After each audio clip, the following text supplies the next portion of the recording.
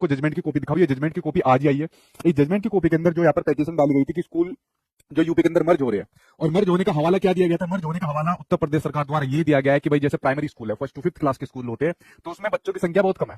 तो बच्चों की संख्या बहुत कम है, तो स्कूल एजुकेशन को सुधारने के लिए, क्वालिटी एजुकेशन देने के लिए अपर प्राइमरी स्कूल के अंदर हम इनको क्या काम कर देंगे? प्राइमरी क्लास के बच्चों को उस स्कूल के अंदर वहां पर मर्ज कर देंगे। जब पेरेंट्स ही बच्चों को नहीं भेजोगे तो कहां से क्वालिटी एजुकेशन दे दोगे? और इन स्कूल के अंदर कोई अमीर घर का बच्चा नहीं जाता, ग्रामीण क्षेत्र के वो आपके गरीब वर्ग के बच्चे जाते हैं जो आर्थिक तौर पर बहुत कमजोर होते हैं। तो यहाँ पर सरकार ने ये वाला काम नहीं करा कि जो एजुकेशन सिस्टम हमारा खराब है, जो एक मूल समस्या है, जो जड़ वाली समस्या है, उस पर हमें ध्यान देना चाहिए। उन्होंने ऊपरी ऊपरी यहाँ पर एक समाधान निकाल लिया कि भाई स्कूल के अंदर बच्चे कमा रहे हैं और सरकारी टीचर यहाँ पर बेफालतू की सैलरी को बढ़िया करके तोड़ रहे हैं, तो इन बच्चों को दूसरे स्कूल में मर्ज कर देते हैं। हवाला दिया गया शिक्षा नीति 2020 का। जब शिक्षा नीति 2020 का आप ऑफिशियल डॉक्यूमेंट पढ़ते हो तो उसके सेक्शन नंबर 7 के सेक्शन नंबर में भी 7.10 उसके अंदर आप लोग यहाँ पर देखोगे, यहाँ पर ये पेयरिंग की बात हो रही है। जो आप लोग मर्जरी हो सुन रहे हो, ये पेयरिंग की बात हो रही है कि स्कूलों को आपस में संबंधित किया जाएगा कि भाई एक दूसरे से लाभान्वित हो सके, कि भाई आपके स्कूल में कौन सी टेक्निक पढ़ाई जा रही है, किस मेथड्स का यहाँ पर यूज हो रहा है, तो हम भी अपने में इसके अंदर इन चीजों का इंप्लीमेंटेशन करेंगे और रिसोर्स का आदान प्रदान होगा कि भाई आपके पास में रिसोर्स है तो यार हमारे हम भी इसको यहाँ पर यूज करेंगे। लेकिन इस प्रकार से थोड़ी होगा कि एक स्कूल के अंदर अगर मान लीजिए बच्चों की संख्या कम है तो आप उसको स्कूल को ही बंद करके दूसरे के अंदर उसको शिफ्ट कर दोगे।